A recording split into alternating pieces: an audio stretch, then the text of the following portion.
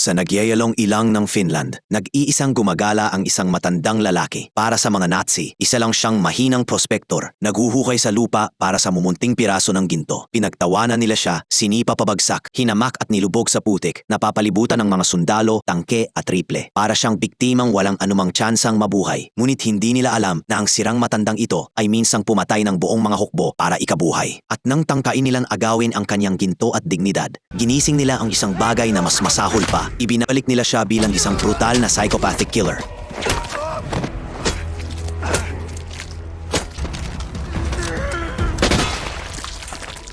Nagsisimula ang kwento sa isang dating komando na nagngangalang Atami na nagpasyang iwanan na ang digmaan. Kasama ang kanyang tapat na aso at isang matibay na kabayo, patuloy siyang nagsasala ng buhangin para sa ginto sa tabi ng ilog. Determinado siyang hindi sumuko hanggat hindi siya nakakakita kahit ng pinakaliit na butol ng ginto. Palatandaan na nasa tamang landas siya. Matapos hatiin ng malaking deposito at maging maraming tipak ng ginto, maingat itong itinago ni Atami sa kanyang tolda, ising buong gabi upang tiyaking walang magnanakaw. Kinaumagahan, tinipon niya ang lahat ng ginto, inilagay sa isang bag at umalis sakay ng kanyang kabayo, kasunod ang kanyang aso. Makalipas ang ilang oras, nakasalubong niya ang isang grupo ng mga sundalong Nazi na pinamumunuan ni General Bruno. May dala silang mapanganib na tangke at isang truck na puno ng mga dinukot na babae na sinasamantala ng isang sundalong nagngangalang Wolf. Dumaan lang si Atami, nakipagpalitan ng tingin kay Bruno, ngunit hindi pinansin ang kanilang presensya. Nais siyang barilin ni Wolf, ngunit pinigilan siya ni Bruno. Batid na si Atami ay papunta na sa sarili niyang kamatayan. Habang nagpapatuloy si Atami sa daan, nadaanan niya ang mga bangkay na iniwan ng mga Nazi, hindi na tinag sa malagim na tanawin. Kalaunan, nakasalubong niya ang isang truck na may sakay na 4 pang sundalo na inutusang bumaba siya sa kabayo. Sinuri ng mga sundalo ang mga bag at natuklasan ang ginto. Ngunit si Atami na nag-isip ng maaga ay inutusan ng kanyang aso na tumakbo palayo. Tinangkang barilin ng isa ang aso, ngunit nakaiwas ang nabilis na hayop. Tinawag ng isa pang sundalo si Atami na Lolo at sinubukan din siyang barilin. Mabilis na umilos si Atami. Hinugot ang kanyang kutsilyo at sinaksak ng mortal ang sundalo sa ulo. Gumanti ang natitirang mga sundalo, nagkaroon ng bakbakan at mahusay na ginamit ni Atami ang kanyang kutsilyo. Ginagamit ang kanilang mga katawan bilang panangga kapag may putukan.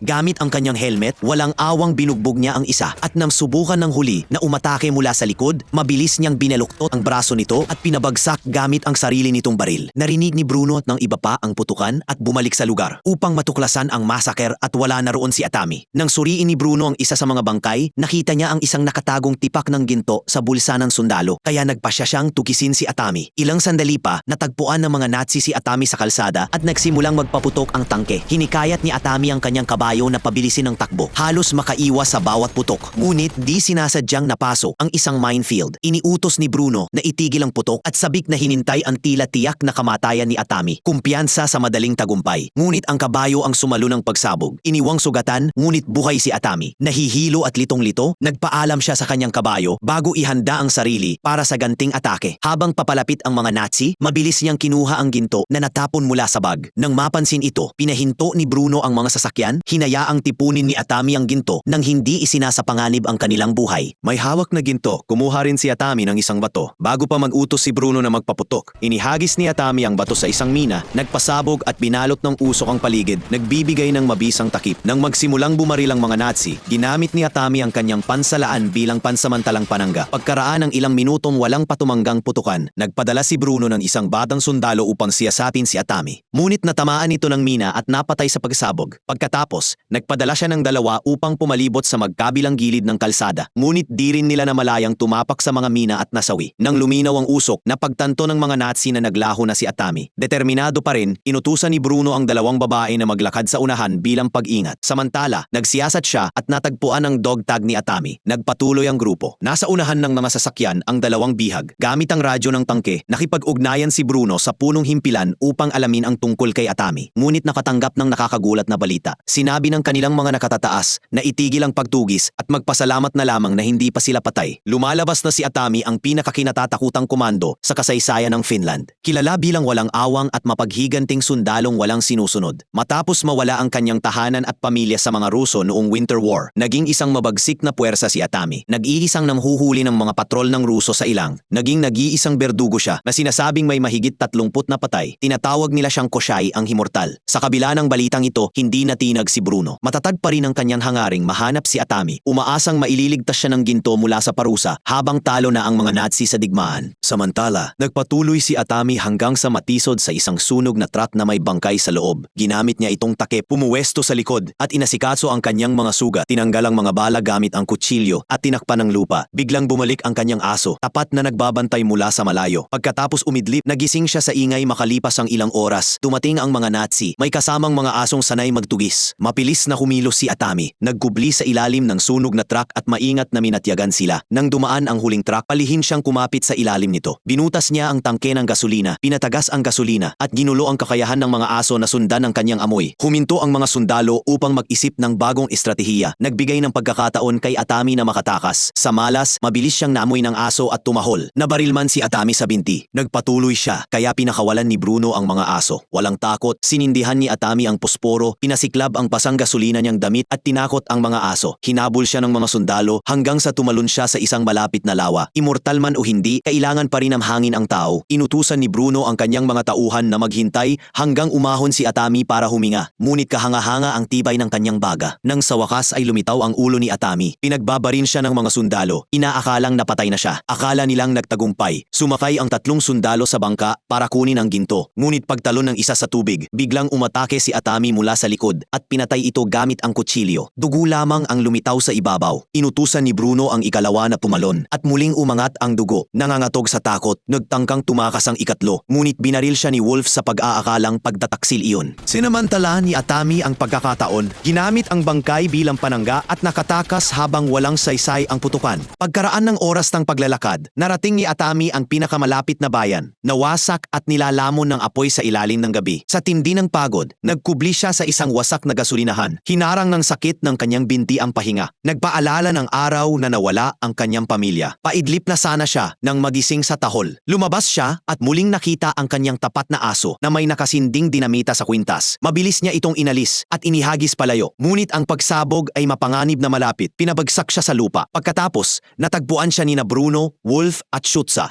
at tinali sa isang karatula. Nanapiling tahimik si Atami, iginagalang bilang mabagsik na kalaban. Tinanggal ni Schutza ang kanyang sombrero. Sinundan nina Bruno at Wolf. Bago umalis na may dalang ginto, tinupso ni Bruno si Atami sa pag-iwan ng isang tipak sa bulsa niya. Nang umalis ang mga Nazi, nanatiling matatag si Atami. Tumapak sa isang pako sa poste upang saluhin ang bigat ng katawan. Higit pa ron, ipinuwesto niya ang sugatang binti sa ikalawang pako. Napakasakit, ngunit pinanatili siyang buhay nito buong gabi kasama ang kanyang tapat na aso. Kinaumagahan, may eroplano na lumapag malapit, yumanig ang paligid at nabuwal si Atami. Bumaba ang 2 piloto na naghahanap ng gasolina. Natuklasan ng isa, si Atami at ang tahol na aso. Hinikayat siya ng ikalawa na barilin silang dalawa. Nang mag-atubili siya, sinipa ni Atami ang kanyang mga paa. Pinabagsak at napatay sa pagbagsak ng ulo. Dahil sa tahol, lumapit ang unang piloto at inambus siya ni Atami gamit ang isang ladrilyo. Sa paniwalang wala ng pag-asa, inilibing ni Atami ang tipak ng ginto. Ngunit gumalaw ang ikalawang piloto. Buhay pa pala. Nakita ni Atami ang silbi nito dahil sa eroplano, kaya binawi niya ang ginto at nagplano. Habang nanonood ang piloto sa takot, maingat na tinanggal ni Atami ang mga bala at banyagang bagay sa kanyang mga sugat. Sinunog upang magsara, tinahi ng kawad at nilinis ng gasolina. Magkasama, umalis sina Atami at ang piloto sa eroplano, iniwang may bigat sa puso ang tapat na aso. Kalaunan, nakatagpo ang mga Nazi ng bumagsak na eroplano na humaharang sa daan. Maingat na lumapit sina Wolf at Schutza at natagpuan ang patay na piloto, may lubid ni Wolf sa leeg. Nabasa ni Bruno ang bitag at inutusan ang agarang pag-alis. 2 sundalo ang sumama sa mga babae sa truck at natawa si Ano nang marinig ang usapan. Sinabi niyang hindi nila magagawa ang hindi nagawa ng daan-daang Ruso. Hindi immortal si Atami, tumatanggi lang siyang sumuko. Sa Finnish tinatawag itong sisu, di matitinag na tapang at di masukat na determinasyon. Ipinahiwatig ni Ano na mapapahamak ang lahat ng Nazi sa huli. Biglang bumagsak ang isang sundalo, patay. Ang isa'y hinila palabas at nadurog ng paparating na tangke. Tinangkang kunin ni Ano ang baril, ngunit mabilis na sumampas si Atami at siya ang kumuha. Pinayagan niyang hawakan ni Ano ang sandata. Umakyat sa ibabaw ng truck, pinatay ni Atami ang driver sa pamamagitan ng pagsaksak sa bubong. Hinila ang bangkay at pinaupo si Ano sa manibela. Inilapit nila ang truck sa tangke at tumalon si Atami. Ginamit ng mga babae ang bangkay para linlangin ang mga nasa loob. Pagkatapos, pinaandar ni Ano ang truck sa tabi ng isa pang may sakay na karamihan ng sundalo at pinagbabaril silang lahat. Habang pinapatay ni Ano ang driver, napansin ng mga nasa tangke ang panganib at bumilis. Nasa ibabaw si Atami, hinahataw ang pinto gamit ang piko hanggang biglang magpreno ang tangke at siya'y tumilapon.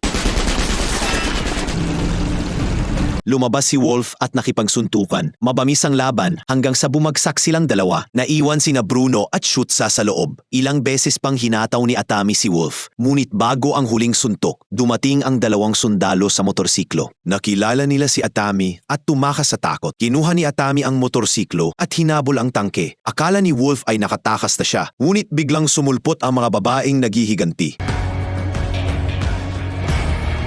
Sa huli, huminto ang tangke upang makipagkita sa isang piloto na may gumaganang eroplano. Iisa lang ang kasya, walang pag-atubili. Pinatay ni Bruno si Shutsa at tumakas sakay ng eroplano. Dumating si Atami sakay ng motorsiklo at agad nagpaputok. Nabasag lang ang mga bintana bago lumipad.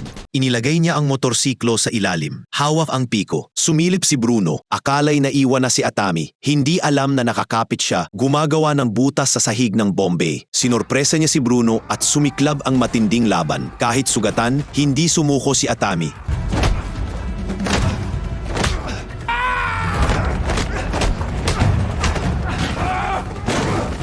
Tinamaan siya ng linya, tinanong kung bakit hindi siya mamatay. Nang subukan ni Bruno ang huling hampas, sinunggaban ni Atami ang metal na dulo at ikinabit sa bomba bago pakawalan. Bumagsak si Bruno kasama ang bomba, sumabog. Pagod na pagod si Atami, ngunit yumanig ang eroplano. Patay na pala ang piloto. Sa desperasyon, itinali ni Atami ang bag ng ginto at bumagsak sa latian. Panibagong pagsabog. Samantala, naghanda ang isang unit ng Finnish sa pag-atake ng mamataan ng tangke. Ngunit laking gulat nila nang Ano at ang mga babaeng iyon. Si Wolf ay nakagapo sa kanyon. Sa latian, tinulungan ng tubig si Atami na mabuhay. Umahon siya. Hawak ang piko at ang bag ng ginto. Pagkaraan ng ilang araw, dumating siya sa Helsinki, sakay ng motorsiklo ng Nazi, kasama ang kanyang tapat na aso. Matapang siyang pumasok sa bangko, nagdulot ng takot. Ibinuhos niya ang ginto sa mesa at humingi ng malalaking denominasyon. Ipinaliwanag na mas magaan at mas madaling dalhin ang mga iyon. Ang kwentong ito ay nagaganap 2 taon matapos ang mga pangyayari sa unang pelikula. Itinakda ito hindi nagtagal matapos ang pagtatapos ng ikalawang digmaang pandaigdig. Nasa Karelia tayo, isang rehiyong minsang pagmamay-ari ng Finland at kalaunay na pasa ilalim sa kontrol ng mga Nazi. Ang buong pamilya ni Atami Korpi ay pinaslang. Sa panahong ito, si Atami ay naging napakayaman mula sa ginto na kanyang natagpuan at iniwan niya ang kanyang lupang sinilangan upang bumalik sa Karelia. Pagdating niya roon, natagpuan niyang nakatayo pa rin ang kanyang lumang bahay, halos hindi nagagalaw, na para bang hindi kailanman winasak ng digmaan ang natitirang lupain. Sa loob, natuklasan niya ang mga larawan ng kanyang asawa at 2 anak na lalaki. Hinila siya ng mga imaheng iyon sa isang malalim na katahimikan. Ibinabalik ang mga alaala na matagal na niyang sinubukang ibaon. At sa katahimikang iyon nagsisimula ang paghihiganti. Ito ang Sisu, Road to Revenge. Pagkatapos ay lumipat ang kwento sa isang bilangguan sa Siberia kung saan isang bilanggo lamang ang nakakulong. Tinawag siya at nalaman natin ang kanyang pangalan, Yegor. Isang mataas na opisyal si General Sergey ang dumalaw sa kanya. Ipinaalala ni Sergey kay Yegor ang kanyang nakaraan, ang panahong pumasok siya sa Finland kasama ang puwersang Nazi at kung paanong sinunog ng kanyang unit ang mga nayon hanggang sa maging abo. Sa isa sa mga malulupit na pagsalakay na iyon, pinaslang ni Yegor ang isang ina at ang 2 niyang batang anak. Pinutol-putol pa ang kanilang mga katawan sa bugso ng galit. Ang hindi niya alam noon ay ang pamilyang iyon ay kay Atami pala, isang sundalong Finnish na pinaniniwala ang pumatay ng daan-daan ng mag-isa at naging isang buhay na alamat. Ngayong bumalik si Atami sa lupaing ito, nais ni Sergey na si Yegor ang tumugis at tumapos sa kanya. Naniniwala silang kung hindi nila mapipigilan si Atami, siya ang darating para sa kanila at mas marami pang dugo ang dadanak. Sa huli, pumayag si Yegor na tanggapin ang misyon. Samantala, abala si Atami sa pagsasalansan ng malalaking troso troso na kanyang natagpuan sa paligid ng lumang bahay. Maingat niyang pinipili ang mga matitibay pa, gumagamit ng panghila at mga lubid upang kaladkarin at iangat ang mga ito. Saka ikinakarga sa kanyang truck. Mabigat at nakakapagod ang trabaho, ngunit sanay si Atami na mag-isa lang gumagawa ng lahat. Kapag natipon na niya ang lahat ng magagamit na kahoy, sinusunog niya ang mga sirang piraso at nagpasya ng umalis. Simple ang plano niya, magtayo ng bagong bahay. Habang patuloy na bumibigat sa kanyang isipan ang alaala ng pamilya, nagmaneho siya palayo sa lugar at nagsimula sa isang mahabang biyahe na humigit kumulang 120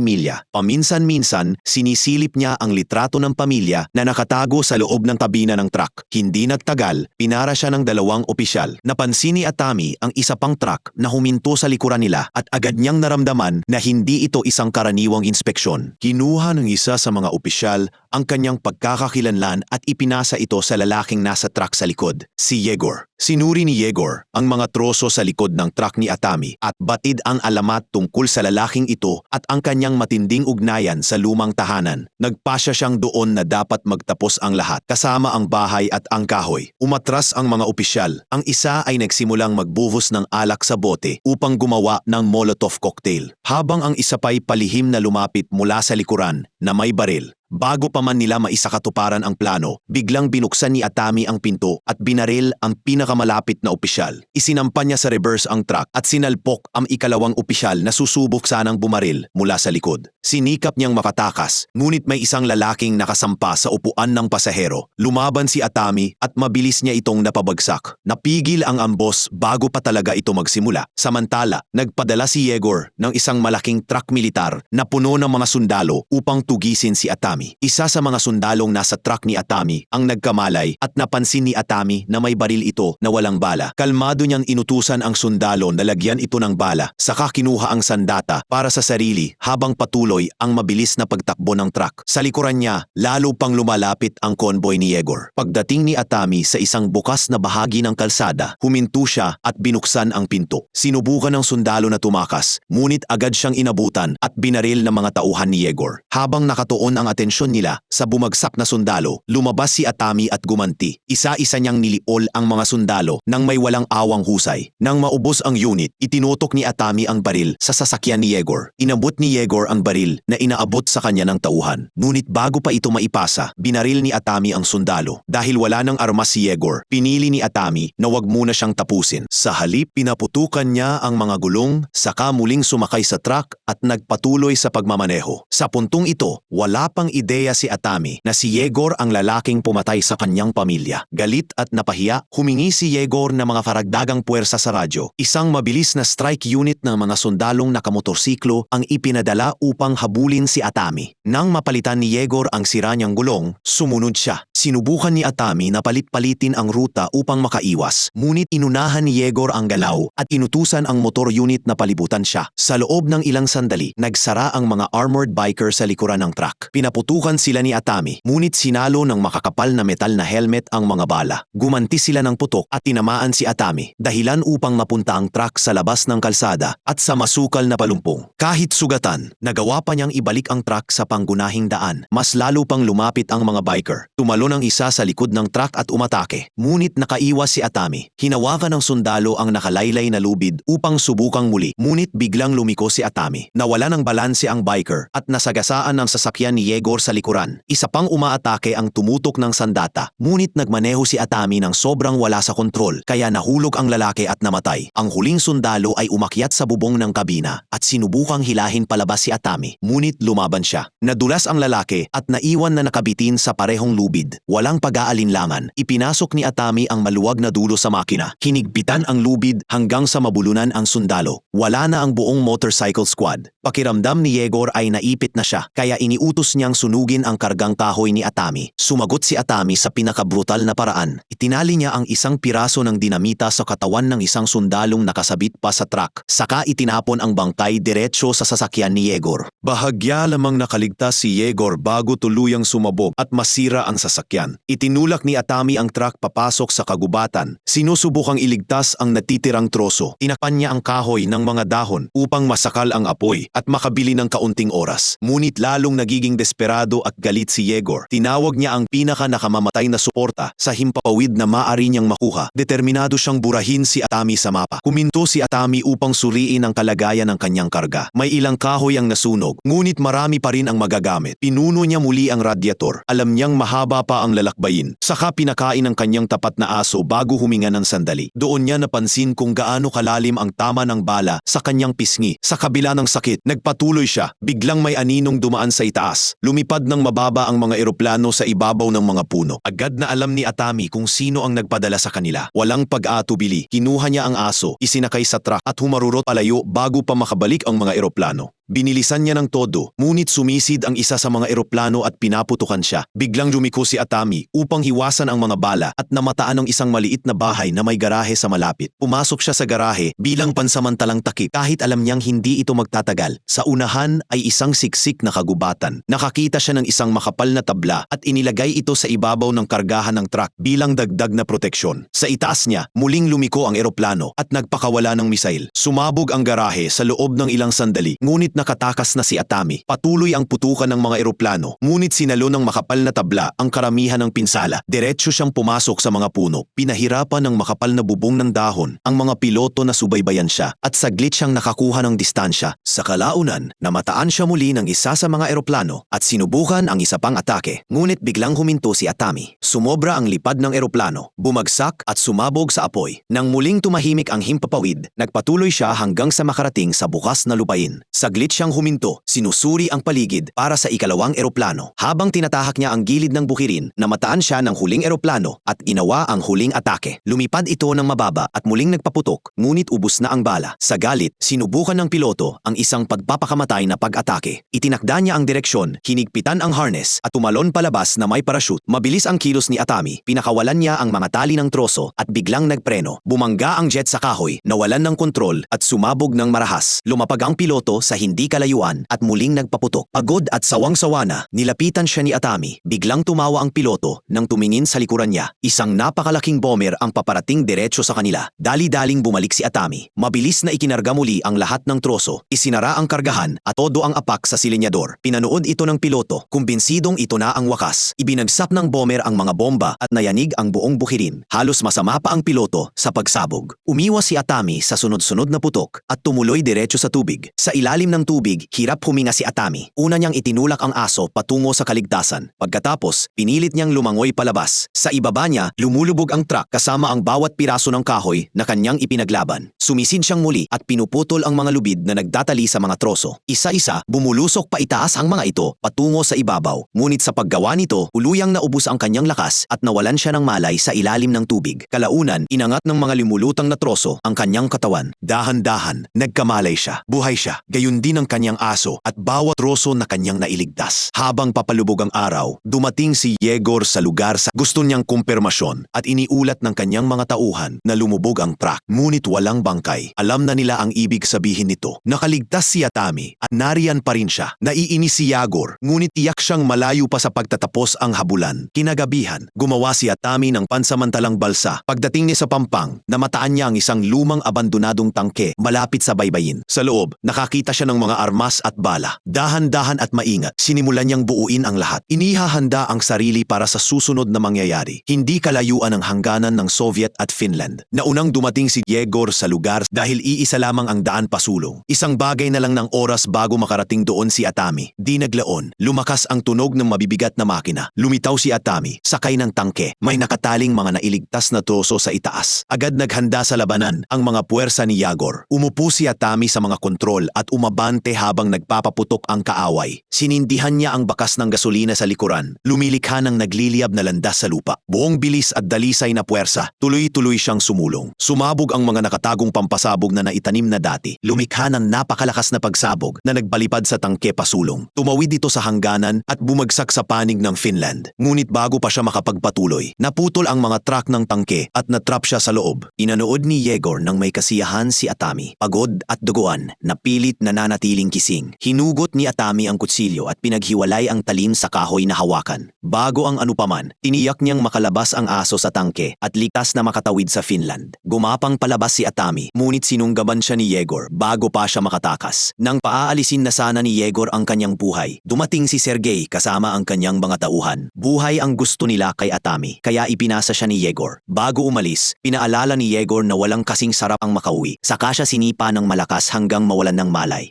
Pagsapit ng gabi, ikinarga si Atami sa isang tren patungong Russia. Isinabit siyang patiwarik at paulit-ulit na binugbog sa buong biyahe. Tuloy-tuloy ang pagtulo ng dugo sa metal na sahig sa ilalim niya. Sa kalaunan, lumapit si Yegor. Minanamnam ang bawat sandali ng pagdurusa ni Atami. Nagsimula siyang magsalita tungkol sa kanyang mga krimen. Ipinagmamalaki ang napakaraming inosenteng kanyang pinatay. Naalala niya ang isang alaala na higit na tumatak sa isa sa kanyang mga pagsalakay. Sinaksak siya ng isang batang lalaki habang pinoprotektahan ang pamilya. Halos mabulag siya sa sugat. Kalaunan lamang niya napagtanto na ang sandatang ginamit ng bata ay mula sa bahay ni Atami. Ang matapang na batang iyon, ang hindi niya kailanman nakalimutan, ay anak ni Atami. Ibinunyag ni Yegor kung paanong nanaig ang galit noong araw na iyon at kung paano niya pinaslang ang bata, ang kapatid nito at ang kanilang ina. Iniwan ang mga katawan upang lapain ng kanyang mga aso. Hindi niya dapat sinabi ang lahat ng iyon dahil ngayon ay ganap nang nagising muli ang galit sa loob ni Atami. Lumapit si Yegor, mayabang at walang takot, at pinaalala sa kanya na kinatatakutan siya ng mga sundalo, ngunit hindi kailanman siya. Ipinangako niyang magdurusa si Atami sa loob ng ilang araw at mamamatay sa kanilang bilangguan. Umalis si Yegor, iniwang nakabitin si Atami, bubbod at duguan. Tahimik na naghanda si Atami. Itinaas niya ang kanyang mga paa, tinipon ang lahat ng lakas at pinapid ang lubid na humahawak sa kanya. Bumagsak ang kanyang katawan sa sahig. Inakit ng ingay ang mga gwardya. Kaswal nilang pinag-usapan kung sino ang tatapos sa trabaho. Ang hindi nila alam, kanina pa itinago ni Atami ang metal na talim ng kanyang kutsilyo sa loob mismo ng kanyang sugat. Pumasok ang unang gwardya at sumalakay si Atami ng may pagsabog ng puwersa. Pumasok ang ikalawa upang mag-imbestiga. Nataranta siya at tumalon mula sa umaandar na tren kaysa harapin si Atami. Tinapon ni Amami ang mga sandatang iniwan ng mga gwardya at sinimulan ang paghahanda para sa susunod. Samantala, sa isa pang bagon, napilitang dumalo si Yegor sa isang formal na piging kasama sina Sergey at ilang general.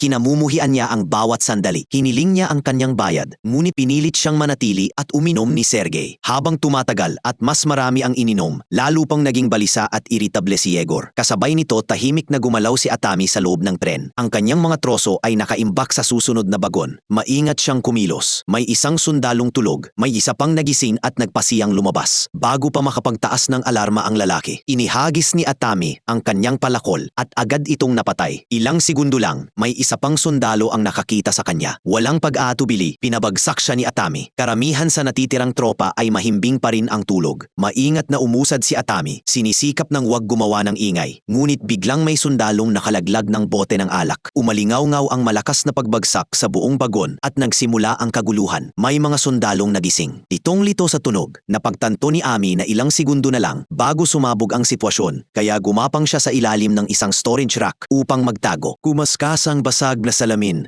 sa kanyang balat habang gumagalaw siya. Sa isang punto, naipit pa ang kanyang kamay sa bitag ng daga. Bawat ingay ay humahatak ng pansin at mas marami pang sundalo ang nagigising. Nang makita niyang wala ng saysay ang katahimikan, hinablot ni Atami ang kanyang palakol at umabante. Lumabas siya sa pinagtataguan, isinara ang kompartimento sa likod niya at sinuri ang susunod na bagon. Marami sa mga opisyal doon ang gising pa, kaya umakyat siya sa bubong at umusad pasulong. Ngunit naubos ang swerte. Tinamaan siya ng isang metal na tubo at bumagsak siya diretso sa isang bagon na puno ng mga armadong sundalo. Sabay-sabay silang sumalakay, ngunit ginamit ni Atami ang lakas ng pagkahulog upang baligtarin ang sitwasyon. Pinabagsak sila isa-isa. Kinuha niya ang isang machine gun at walang pag-aatubiling nagpaputok. Umalingaw-ngaw ang putukan sa buong tren at umabot sa kompartimento ni Yegor. Agad na alam ni Yegor kung sino ang may gawa. Nang malinis ang bagon, lumabas si Atami, handang harapin si Yegor. Ngunit pinili ni Yegor na tumakas. Napansin ni Atami ang isang malaking bagay sa ilalim ng tarpaulin. Nang hilahin niya ito, natuklasan niya ang isang missile. Samantala, sinalakay ni Yegor ang isang pribadong kabina kung saan naroon sina Sergey at ang mga general. Walang babala, pinatay niya ang lahat sa silid. Nang subukang makipagtawaran ni Sergey gamit ang pera, tinanggap ito ni Yegor, binaril siya at naupo, kalmadong umiinom. Bumalik sa tren, binasag ng isa pang grupo ng mga sundalo ang pinto. Ngunit natuklasan nilang huminto na ang tren. Wala na si Atami, paalis na sakay ng missile. Nakita ni Yegor ang mga bunton ng pera sa tabi niya at ngumiti kung pinsidong siya ang nanalo. Ngunit biglang umuga ang silid. May missile na papalapit sa tren. Napagtanto ni Yegor na may napakalaking mali. Lumitaw si Atami, natasakay sa misail bilang huling anyo ng paghihiganti. Itinigil niya ito sa tren at tumalon diretso kay Yegor. Nagharap sila sa isang marahas sa labanan. Nakuha ni Yegori ang bentahe. Walang awang binugbog si Atami at kinuha ang pera para sa sarili. Ngunit tumanggi si Atami na manatiling nakahandusay. Pagod at desperado, kinuha niya ang isang tinidor at itinarak ito sa binti ni Yegor. Lumaban si Yegor, sinubukang sakalin siya, ngunit nagawa ni Atami na muling baligtarin ang laban. Galit na galit, hinablot ni Yegor ang isang metal na pamalo at paulit-ulit siyang hinampas. Nababalot ng dugo si Atami pat nilalait siya ni Yegor. Kumbinsidong nabigo ang paghihiganti, itinulak niya si Atami palabas ng bagon. Nakakabit pa rin ang misail sa tren. Biglang napagtanto ni Atami ang kailangan niyang gawin. Lumabas si Yegor at tinukso siya. Tinatanong kung may huli pa siyang sasabihin. Sa halip na magsalita, iniluwal ni Atami ang isang maliit na metal na turnilyo, ang parehong turnilyong humahawak sa misail. Ngayon na maluwag, sumugod pasulong ang misail. Sa huling sandali, tila nakabitin ito sa ere, ilang pulgada mula sa mukha ni Yegor. Huminga siya ng maluwag, iniisip na iniligtas siya ng kapalaran. Pagkatapos, muling nag-activate ang misail at pumutok. Mula sa malayo, pinanood ni Atami ang pag-akyat ng apoy sa langit. Alam niya ng eksakto ang ibig sabihin nito. Tapos na ang malupit na paghabol ni Yegor at matapos ng lahat ng kanyang pinagdaanan, may watas ding hustisya. Hindi ito saya, kundi isang tahimik na kasiyahan at ginhawa. Makalipas ang 2 araw, malapit sa hangganan ng Finland, nagpapahinga ang isang grupo ng mga gwardya sa isang maliit na istasyon. Nakuha ng kanilang pansin ang tunog ng mabagal at mabibigat na yabag. Itinaas nila ang kanilang mga sandata, handa sa anuman. Ang nakita nila ay isang lalaking balot ng putik, dugo at pagod. Naglalakad papalapit habang hinihila ang parehong bungkos ng mga troso na tumanggi siyang iwan. Siya si Atami Corpi. Pinahinpo nila siya at hiningi ang kanyang pagkakakilanlan. Nang mabasa nila ang kanyang pangalan, napatigil sila. Ang mga alamat na kinalakihan nila ay nakatayo mismo sa harap nila. Walang pag-aatubili. Ibinaba ng mga gwardya ang kanilang mga sandata at nagbigay ng magalang na saludo. Lumipas ang mga araw at sininyulan ni Atami ang muling pagtatayo ng isang tahanan malapit sa hangganan, kasama lamang ang kanyang tapat na aso. Gamit ang kahoy na kanyang ipinaglaban ng husto, inilatag niya ang pundasyon ng isang bagong buhay. Dahan-dahang naghihilom ang kanyang mga sugat at bumabalik ang lakas. Habang nagtatrabaho siya, biglang tumahol ang aso. Naghanda si Atami, inaasahan ang panibaging banta. Ngunit sa halip, isang maliit na grupo ng mga taga-nayon ang lumapit. Sa una, inakala niyang may kailangan sila sa kanya. Sa halip, marahan nilang sinabi na walang sinumang nagtatayo ng ganito kalaki ng mag-isa at naroon sila upang tumulong. Mas tumama sa kanya ang simpleng alok na yon kaysa alinlang bala o hampas. Sa kauna-unahang pagkakataon sa napakatagal na panahon, may umabot upang tumulong sa kanya imbes na saktan siya. Napuno ng luha ang kanyang mga mata, mga luhang hindi niya maitago. Hindi nagtanong ang mga taga-nayon. Wala silang inaasahang kapalit. Sumama lamang sila sa kanya, nagtatrabaho ng magkakatabi. Sama-sama nilang itinayo ang mga pader ng kanyang bagong tahanan. Sa bawat binuhat na biga at bawat inilatag na troso, unti-unting binabawi ni Atami ang isang bagay na higit na mahalaga kaysa kahoy, ginto o paghihiganti. Binabawi niya ang kanyang pagkatao at sa wakas, matapos ang lahat ng kanyang nawala at lahat ng kanyang nalampasan, nakatayo si Atami na napapaligiran ng mga taong pumili ng kabutihan. Matatag na tumataas ang kanyang bahay at gayon din siya. Kaya ang aral ng kwento, wag na hodang mang-aasar ng isang tahimik na lalaking mas mahal ang kahoy kaysa pakikisalamuha o matatapos ka na lumilipad, sumasabog o aksidenteng kinakain ng sarili mong masasamang desisyon. Salamat sa panunood. Kung bago ka rito, huwag kalimutang mag-subscribe para sa higit pang mga recap. Hanggang sa muli, magkaroon ka ng isang kahangahangang araw.